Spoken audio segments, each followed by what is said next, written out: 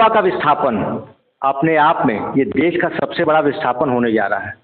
इसमें एक दो नहीं, एक दो सौ नहीं, एक दो हजार नहीं, करीब 60 से 70 हजार लोग प्रभावित होंगे। ऐसे में हमने सभी वर्ग के लोगों को उनकी राय जानने के लिए बीड़ा उठाया है। हम लगातार इस पे सीरीज चला रहे हैं और लोगों के मन की बात जान रहे हैं। आज हमारे साथ इस मुद्दे पर बात करने के लिए मौजूद हैं Singrauli institute of technical education site college के निदेशक अनिल शुक्ला जी। शुक्ला जी नमस्कार। नमस्कार मनीष जी। ये बताइए कि कब से आप इस क्षेत्र में रह रहे हैं, इस क्षेत्र का सौहार्द आपने कब से देखा और क्या क्या अब आपको लग रहा है विस्थापन में आपके कारोबार और आपकी रहने पर क्या इसमें दिक्कतें आने वाली? आज इस कार्यक्रम के माध्यम से मैं सभी सुनने वाले श्रोताओं को नमस्कार करता हूं। मनीष जी, आपका जो ये सवाल रहा कि आप यहाँ कब से रह रहे हैं, तो मुझे ये कहते हुए बड़ा गर्व हो रहा है कि सिंगरौली का सृजन जब से व्यवसायीकरण हुआ तब से हम यहाँ पे हैं। हमारे पिताजी सिंगरौली रेलवे स्टेशन के पहले स्टेशन मास्टर हुआ करते थे। इस स्टेशन की शुरुआत 30 जनवरी 1972 को हुई थी। तब से पिताजी के साथ मैं यहाँ हूँ और आज मेरे पिताजी मेरे पास 20 साल की सेवानिवृत्ति के बाद यहाँ पे मेरे साथ हैं। इतना लंबे अरसे से आप रह रहे हैं यहाँ पर, आपने सिंगरौली को हर परिस्थितियों में देखा होगा। अब क्या लग रहा है कि ये विस्थापन किस स्तर पर ले जाएगा यहाँ के लोगों को? कहाँ कहाँ बिछड़ेंगे या एक पूरी संस्कृति जो मोरवा की कहती है वो खत्म हो जाएगी? सिंगरौली का विस्थापन निश्चित रूप से दुखद होगा। कुछ लोग लाभान्वित हो सकते हैं अर्थ के मामले में। इसके अलावा सिर्फ दुख और दुख ही ये विस्थापन देगा। इसके बाद जो मैंने लगभग 50 वर्ष का जो अनुभव यहाँ रहा है, मैंने सिंगरौली को स्टेप बाय स्टेप बहुत तेजी से बढ़ते हुए देखा है। जब हम सिंगरौली की शुरुआत किए थे तो 3 वर्ष यहाँ आवागमन का कोई साधन नहीं था। पैसेंजर ट्रेनें भी नहीं हुआ करती थी। पहली पैसेंजर 1976 में चालू हुई थी। तो किस कठिन परिस्थितियों से हम लोग यहाँ से निकलकर अपने गांव जाया करते थे, वो आज भी अपने आप को बड़ा गर्वान्वित महसूस करता है कि हम लोग कितना संघर्ष करके आज यहाँ तक पहुँचे हैं। उसके बाद धीरे धीरे विकास होता रहा, चलता रहा। स्कूल, कॉलेज, जब हमने स्कूल की शुरुआत की थी तो क्राइस्ट ज्योति स्कूल मात्र 2 कमरे में शुरू हुआ था। स्टेशन से, क्योंकि मेरा निवास, मेरे फादर रेलवेज में थे तो स्टेशन पे मेरा निवास था। कभी कभी बस छूटने के उपरांत पैदल हम लोग वहाँ से चलते थे तो क्राइस्ट ज्योति स्कूल, जो उस समय MCM स्कूल हुआ करता था, सीधे पहुँच जाते थे। बीच में कोई अवरोध नहीं था। धीरे धीरे ये चीज़ें विकसित हुई। विकास के उपरांत आज विकास कहाँ है आप सब देख रहे हैं। तो विस्थापन तो निश्चित रूप से कष्टप्रद होगा। कष्टप्रद इस मामले में होगा कि मैंने जैसे कहा कि कुछ लोगों को अर्थ का तो लाभ हो सकता है, लेकिन हमारी जो एक बनी हुई संस्कृति, एक विभिन्नता में एकता जो सिंगरौली में रही, शायद सिंगरौली एक ऐसा स्थान है जहाँ पे पूरे प्रांतों के और पूरे केंद्र शासित प्रदेशों के लोग यहाँ रहते हैं। क्योंकि NCL, NTPC, आज वर्तमान में हिंडाल्को, SR, अडानी, रेलवे, इन सब जगहों पे इन देश के विभिन्न कोनों से लोग आके यहाँ नौकरी कर रहे हैं। तो ये सौहार्द, ये व्यवस्थाएं तो इस विस्थापन के उपरांत अगर पूरी तरह से हुआ तो हमें नहीं मिलेगा। ये बताइए कि आपने लंबे समय से देखा, स्कूल भी देखा, MCM उस समय था, आप बता रहे थे क्राइस्ट ज्योति 2 उसमें चलता था रूम में। अभी आप इतना बड़ा कॉलेज संचालित कर रहे हैं। पूर्व में हमने श्रीशैल मंगलम कॉलेज के जो निदेशक हैं गोपाल जी श्रीवास्तव, उनसे भी विस्थापन से जुड़े मुद्दे पे बात की थी। आपकी अभी कुल कितनी स्ट्रेंथ है और जैसे आप लोग को क्या लाभ मिल सकता है या नहीं मिलेगा, तो आप लोग को क्या दिक्कतें आएंगी, बच्चों का भविष्य कैसा रहेगा? ये विस्थापन निश्चित तौर पे दुखद है और NCL की मंशा ढंग से विस्थापित करने की नहीं है।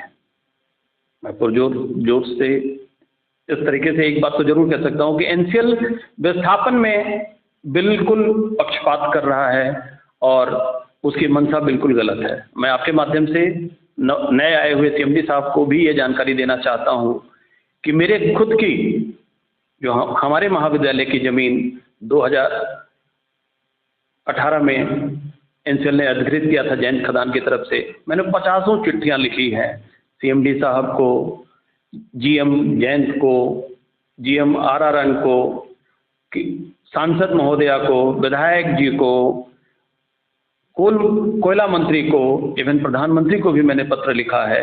करीब करीब 50 पत्रों का प्रेषण मैंने किया है।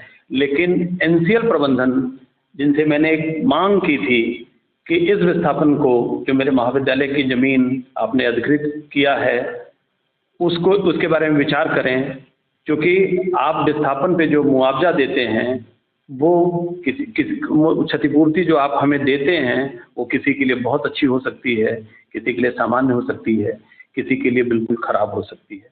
और आपकी क्षतिपूर्ति पे जो आपने शायद हमारे लिए सुनिश्चित किया, मुझे तो पता भी नहीं है कि कितनी क्षतिपूर्ति आपने किया है। आपने एक एनसीएल, आपके माध्यम से मैं बताना चाहता हूं कि एनसीएल ने एक मुझे पत्र जरूर दिया था 17 अप्रैल 2018 को कि आप आएँ और आपका विस्थापन है, आप अपने कागजात जमा करके राशि ले जाएं। मैंने उसी दिन जाके उनसे एक पत्र दिया था कि मुझे मेरी जो क्या नाम है क्षतिपूर्ति है वो ऐसी की जाए कि मेरा महाविद्यालय बचा रहे। लेकिन एनसीएल प्रबंधन ने आज पिछले विगत 6 सालों में ऐसा कुछ भी नहीं किया है। मेरे 50 पत्र के प्रेषण के बाद भी, इवन पीएमओ कार्यालय पे भी मैंने पत्र लिखा था, तो एक पत्र पीएमओ कार्यालय की तरफ से जरूर मुझे आया था, शायद एनसीएल के ही जवाब के जरिए रहा होगा कि सीबीआई एक्ट में हम आपके लिए कुछ नहीं कर सकते। तो विस्थापन की क्षतिपूर्ति कहाँ हुई? तो एनसीएल निश्चित तौर पे पक्षपातपूर्ण विस्थापन कर रही है। क्षतिपूर्ति के नाम पे सिर्फ घोटाले किए जा रहे हैं। विगत में पता भी चला होगा, हमें पता चला, कहीं से जानकारी प्राप्त हुई कि ढेर सारे कर्मचारी जो घोटाले किए थे उनके ऊपर कार्रवाइयाँ भी हुई हैं। तो एनसीएल इस विस्थापन के माध्यम से सिर्फ घोटाले कर रही है, करवा रही है और लोगों को परेशान कर रही है। ये कहाँ का मामला बता रहे हैं आप? जैन खदान में मेरी जमीन गई थी महाविद्यालय की। कितनी थी? 5 एकड़ की जमीन उसमें गई थी।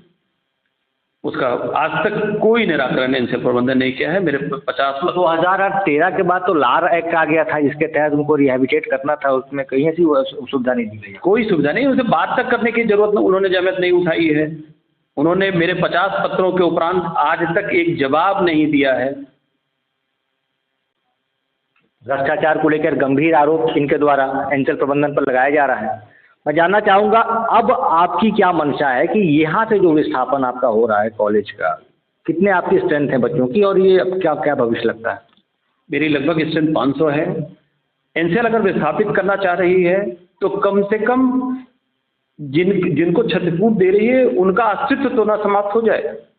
आप हमें कुछ भी पैसा दे देते हैं, लेकिन हमारी भूमि अगर चली जाती है तो हमारा अस्तित्व समाप्त हो जाएगा, हमारा महाविद्यालय का अस्तित्व खत्म हो जाएगा। बच्चे लावारिस हो जाएंगे, उनकी डिग्रियां कब होंगी, कहाँ से होंगी, कैसे होंगी, ये अपने आप में एक चिंता का विषय होगा।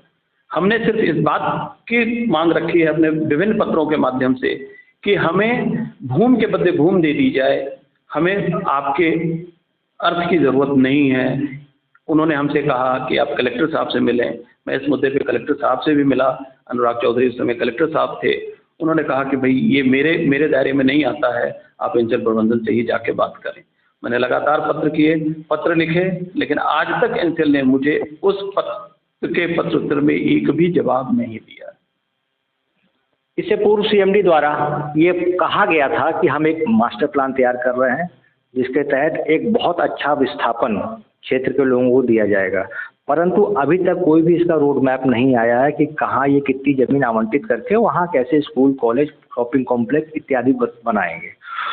तो इसे लेकर के वाजिब है कि लोगों के मन में सवाल तो उठना लाजमी है, उठ रहे हैं और बच्चों के भविष्य पर एक बड़ा सवालिया निशान खड़ा होता नज़र आ रहा है। आप कुछ और हमारे चैनल के माध्यम से अपील करना चाहेंगे या लोगों से, दर्शकों से? मैं आपके चैनल के माध्यम से यही अपील करूंगा एनसीएल प्रबंधन से और जो लोग स्थापित हो रहे हैं उनसे भी कि एक सामंजस्य बना के पारदर्शी तरीके से विस्थापन की प्रक्रिया चलाई जाए। एनसीएल बिना भेदभाव के पारदर्शी तरीके से विस्थापन करे, क्योंकि विस्थापन देश के हित के लिए है, इसलिए होना भी जरूरी है। लेकिन और मैं जोड़ना चाहूँगा कि जहाँ तक नापी और बाकी प्रक्रिया हो रही है, पारदर्शिता की जहाँ तक बात आई, तो कहीं ना कहीं एक कमी आपको देखने में नहीं लग रही है कि जिला प्रशासन के भी लोग इसमें होने चाहिए और स्थानीय जो यहाँ पे गणमान्य नागरिक हैं उनको मिला करके एक टीम गठित होनी चाहिए, तब जाके कहीं पारदर्शिता आ पाएगी। ये मेरा खुद का अपना विचार है, आप क्या समझते हैं इस पर? नहीं, मैं आपके विचार से सहमत हूँ, होना यही चाहिए। रेलवे भी विस्थापन करती है। रेलवे विस्थापन के लिए पूर्णतः शासन को, जो स्थानीय सरकारें हैं, राज्य सरकारें, उनके जरिए रेलवे विस्थापन कराती है और बिल्कुल एक व्यवस्थित तरीके से उनका विस्थापन होता है। रेलवे उस राशि को राज्य शासन के खाते में जमा करती है और राज्य शासन नियमानुसार उनको विस्थापितों को उनका भुगतान करती है। तो बिल्कुल आप सही कह रहे हैं कि एक कमेटी बने, एक समिति हो जिसमें सारे तरीके के लोग, जो इस इलाके के शिक्षाविद हैं, जो इस इलाके के मध्य प्रदेश शासन के जो अधिकारी हैं, कलेक्टर महोदय, पुलिस विभाग के भी अधिकारी हों, डिफरेंट जो और अधिकारी हैं वन विभाग के, ये सारे लोग भी जुड़े हों, एनसीएल के अधिकारी हों, क्षेत्र के जो विभिन्न संगठन हैं जो इस विषय में काम कर रहे हैं उनके लोग भी हों, स्कूल, कॉलेज, ये सारे के प्रतिनिधि इसमें रखे जाएं और एक सामंजस्य बना के विस्थापन की प्रक्रिया आगे बढ़ाई जाए तो शायद अच्छा होगा। अन्यथा सब अपने भाग्य भरोसे लोग रहेंगे और जिनका भाग्य जहाँ जैसे ले जाएगा, विपरीत परिस्थितियों में मजबूरी की वजह से लोग यहाँ उजड़ के चले जाएंगे।